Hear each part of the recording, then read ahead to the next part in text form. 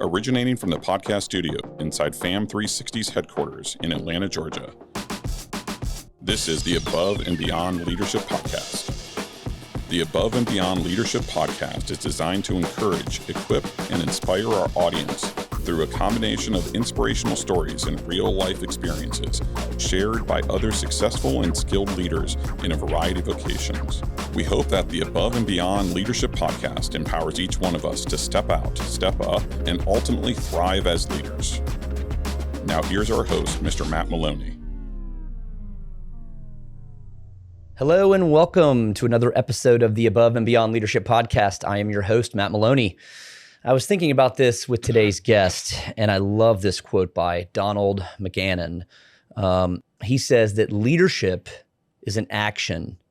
It's not a position.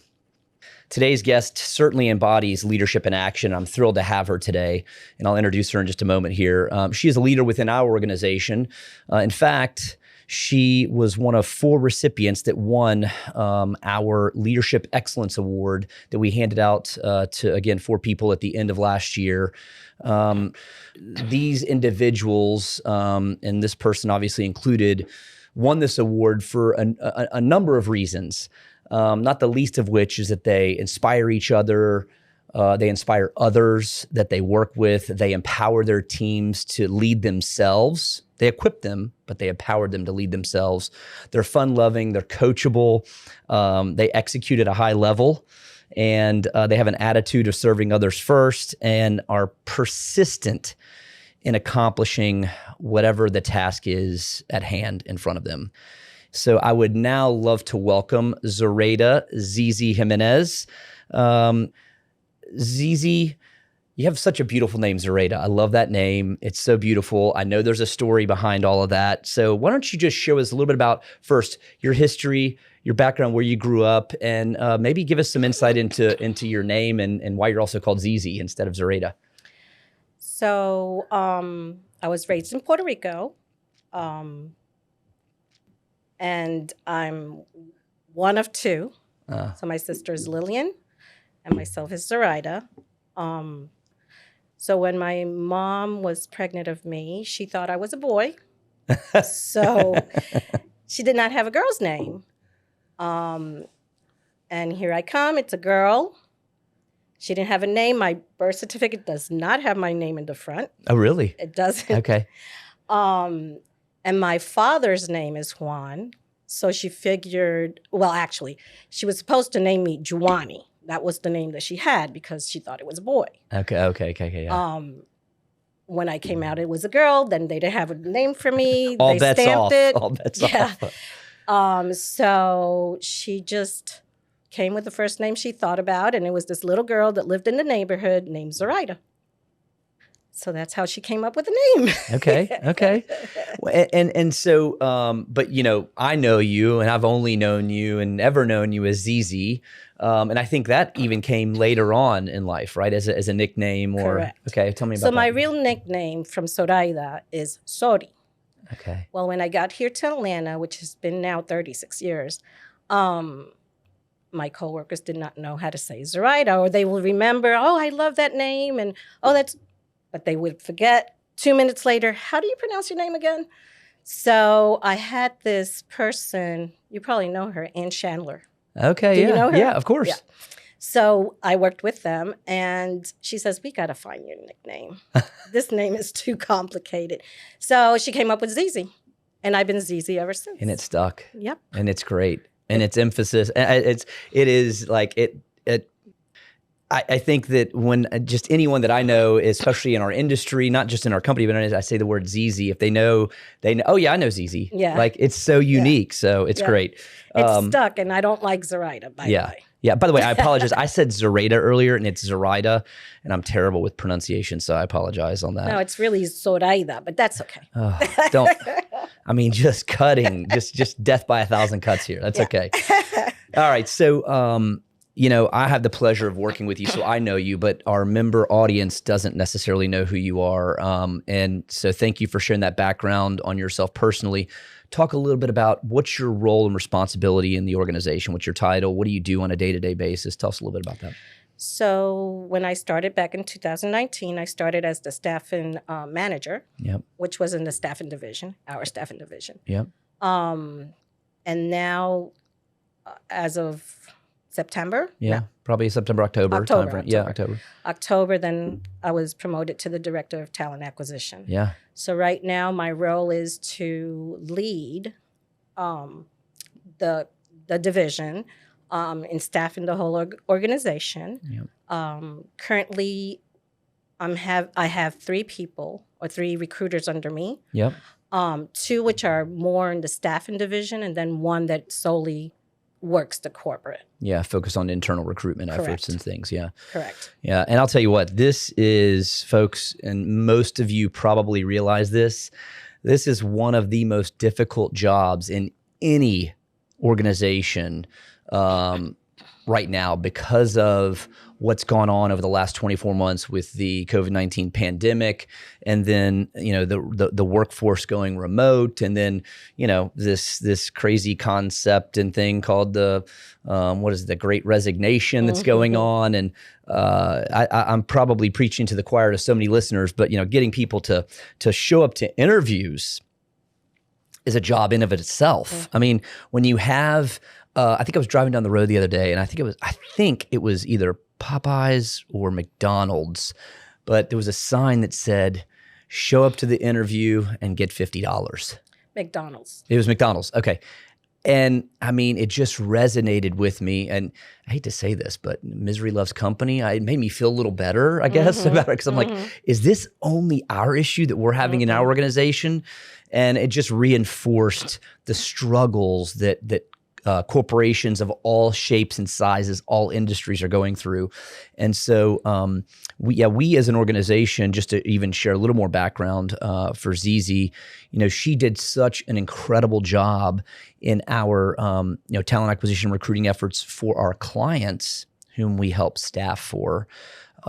We looked at just her full body of work and said, she's the leader we need in the organization to kind of lead everything, both internal staff, talent acquisition, recruiting efforts, as well as, of course, for our clients. So thank you for that. You've done a remarkable job. So tell me a little bit, can you share a personal experience of when you felt like, and specifically within the company, and by the way, don't be shy. It's okay to toot your own horn here, okay? But tell the audience a little bit about a time where you felt like you've really went, quote unquote, above and beyond in leading an effort for the organization, where you're like, you know what? I'm going to pat myself on the back because I think I did a great job at this. I always try to go above and beyond. I agree. Always. Yeah. So I think that putting the time and effort and not rest until the job gets done is one of the things that really, you know, my organization skills, I guess. Yeah, you know, sure. It's really something that I think has been an asset. Yeah. In getting the job done. Sure. So time is a big thing. Yeah. I mean, I put all the time it's needed. Yeah. To go above and beyond. And I see that. I mean, I think that is obviously present, you know, every day of what you do. I think, you know, leading through, again, not only the struggles that our company in particular has, but then you figuring out the strategy of, okay, how are we going to combat this struggle? How are we going to head it off and maybe think a little bit outside the box? And I think that you and your team have done a remarkable job, as I said earlier. So if you know, kind of looking at everything, within your organization, one of the key responsibilities for a leader is to help inspire, or maybe another way to say this is to motivate people. So how do you keep your team at the company, your coworkers as well, motivated when there is a disagreement or an obstacle that's in front of you? How do you keep them motivated? What are some of the things that you do that maybe are tried and true things? I one of my biggest things is to listen. So listening is really, I sit, and it's very hard for me to listen because that's not my nature. My nature is to talk and to solve. And so I think that when I have them speak and I sit and dedicate that time to them and listen to what they have to say, or where the conflicts are, or where they don't feel comfortable, and listening and then solving it makes a big difference for them. Yeah. It keeps them very happy. And I think that in any position anyway, as long as you have your employees happy and they respect you, you respect them, they'll be motivated and wanting to come to work. And so respect and just listening to what they have to say. Well, that's a great way to keep people motivated, is to make them feel like they're respected, right? Absolutely. When people feel like they're respected, when they feel like they have a voice, I think any someone with some common sense principles about them, I think will recognize what, even if the result or the outcome isn't what they necessarily wanted, if they feel like that they were respected, if the leader took time to sit with them, as you said, listen, empathize with them, and it ultimately makes them happy. They feel respected. They may not be happy with the outcome because maybe it went against what they wanted, perhaps, right, but at least you're able to bring that continuity together within the group. That's great.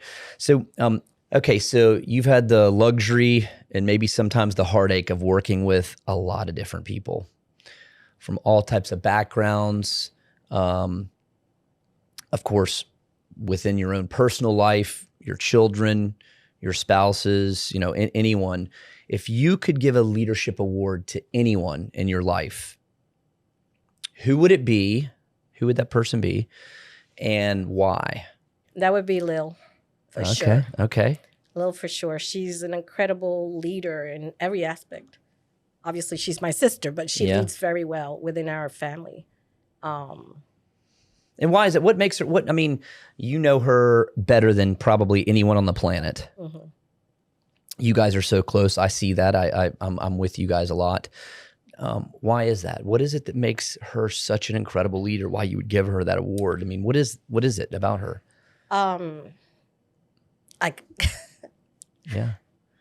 She's just honest. Mm-hmm. She's a Christian. Mm-hmm. She cares, for real. Deeply. Mm-hmm. Yeah. And I just trust her. That's huge. Mm-hmm. It's like what you said a moment ago when someone feels like that they're respected, there's then that trust, and then that trust just, it doesn't matter what the obstacle is, what the situation is. When you trust someone like you trust your sister, you'd move mountains for her. Yeah, but she's a great leader. Yeah. Not only because she is my sister, it's just because she really leads and leads by example. So. Yeah, and I concur with you, by the way. I don't know her like you know her, but I've known her for a number of years here, and she's a rock. She's a rock within our organization, that's for sure. She'll be a guest here soon, Lil. Are you listening? Because you'll be a guest soon. That's great. Well, thank you, ZZ, for sharing that. So is there a time in your life, a situation, perhaps it's in this organization, perhaps it's somewhere else, where maybe you wish, gosh, I really messed that thing up right there. I messed that one up. I wish I would have led differently or managed the situation a little bit differently. I think that all of us as leaders, we can point to probably hundreds of situations where I messed that up. And that's what makes a great leader, right? Mm-hmm. Having the humility and understanding to be able to recognize, I mess up more than I get it right. But that's the making. Those are the ingredients of the making of a great leader, right? Mm-hmm. So is there a time, though, that you can think of, again, within this organization, maybe it's outside of the organization, maybe it's somewhere else where you felt like, I messed that up? I mess up a lot. Amen. You're preaching to the choir here. And I think that the reason that happens is because I don't have too much filter. I kind of talk. Let it go. And I just wish that I just stop. Yeah. And again, listen, right? As I stated before, that's one of my toughest things to do because I just want to say what I'm thinking. So many times I have said things that I shouldn't have said and try to take it back. So probably recently I just voiced my opinion on something that was not done correctly. Okay. In not the correct way. Right. I was able to take it back. That's the only difference. Sure. Well, you know, we're always, I mean, I believe in most situations, we're always able to come back, whether it satisfies the other person or the other audience on the other side of it, maybe not, maybe so, but we're always able to have an opportunity to say, I'm sorry, or I messed up, or I still feel this way, but I had approached it the wrong way, right? And I apologize for that, right, if I hurt you. You know, so that's again, that's the characteristic of a great leader like yourself. So is there, as we look at things within our organization today, and specifically within the area where you have the most influence, is there anything that you feel like that you would like to see happen, right, as a leader in that area that can benefit the organization? Something you say, you know what, I've been thinking about this and there are these kinds of things that I'd like to see happen, or I think we need to pivot and go this direction, or based upon what's going on, you know, around the workforce, I'd like to see us, you know, attempt to do this. Is there anything that you've been looking at? And it may be something, it doesn't have to be something life-changing within the organization. It could be something small, because small little changes over time create, you know, big changes. Changes per se, I wouldn't say. My vision is to get the department bigger. Yeah. You know, and to grow it. So I don't, right now at this moment, I think that we're running smoothly. Yeah. The COVID situation of the distancing is an issue. Yeah. But at this moment, I think that we're okay. We're still small enough that I don't foresee anything that we need that may make this big difference. Me as a leader, I'm always given what they need. For example, I don't know, little simple things like their headphones or whatnot. Right. Sure, you know? It does make a big difference though. Yeah, I supply things that they need or whatnot. So at this point, I feel comfortable where I am with them and with the department. Yeah. Nothing major. So I'm just curious, because you're such an expert in this area. So what are, and just this is good feedback for our member audience, and specifically when it comes to talent acquisition, recruiting. Let's just talk a little bit about, let's back up from leadership for a second. Let's just talk a little bit about the day-to-day. What are some of the biggest reasons you're seeing with prospective employees and maybe this is an opinion, maybe these are actual things of why it's such a struggle for organizations like Amazon or McDonald's or us or, you know, anyone to get people to come, I mean, at least show up for the interview. What is it that's causing all this from your perspective? And I mean, I know, and there's probably a couple of things, and I'll start off with even one. I mean, you know, there's you know, certainly there are real fear issues around the COVID-19 pandemic. And I'm not going to cast judgment on anyone who is concerned for their life, because I don't know their situation. I don't know their story. Right. I don't know their health. I don't know any of that. Right. Right.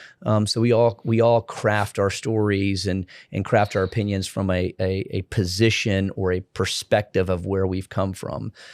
So I know that that's obviously one of those. But what are things that just out of curiosity, in your opinion? In my opinion is definitely the COVID thing, but that most people want to work from home. And they go through the process of speaking with you as far as to get an interview or whatnot. They don't follow through. First of all, there's tons of work out there. There's tons of openings out there. So they do it's unbelievable. They do have Options. Yeah. Pay is a big thing. They'll go elsewhere for 50 cents even, and benefits or whatnot. Why is it happening? Honestly, I don't know. I mean, for me, is integrity a lot. Sure. The generations have changed so much. Yeah. They really don't care. Honestly is like, it's a difference for the older generations, baby boomers such as myself. And we had the integrity that if I said, I'll go to an interview, I'm going to meet you for an interview, I would meet you even if I wasn't interested because I gave you my word. Sure. Or at least call you and say, it's not happening that way anymore. Yeah. They just simply no integrity. Yeah. In the workforce, in my opinion. Yeah. Right? Well, I mean, and it's a shame that comes into play. And again, not casting stones or judgment on people because there are different things for different reasons and different conflicts and things that come up. But it's concerning. I'm having this same conversation. I've heard the exact same comments that you just said about the integrity issue from many other organizations and leaders in those organizations about, it boils down to doing what you say and saying what you are going to do. And so, but yeah, there's just different things. And so, I always say, I think it's the Progressive commercial where don't be like your parents, right? Which is a great commercial. I mean, the series of commercials. And I feel like I'm like my parents, like when I'm talking about, this generation, they don't understand that. And I'm like, oh my gosh, I sound like my parents. I sound like my parents because my parents said the same thing about my generation. Right. So go figure. Well, look, guys, ZZ, thank you. I loved hearing from you today and sharing your leadership chops here within our organization. You're passionate and a determined leader. It shows in how you work with your people. You're awesome. Thank you, everybody in the audience, for listening today. I hope you'll join me on the next podcast when we learn a little bit more about ZZ's family and how she's led in her home life. Until then, I wish you well as you aim to go above and beyond. Thanks, guys.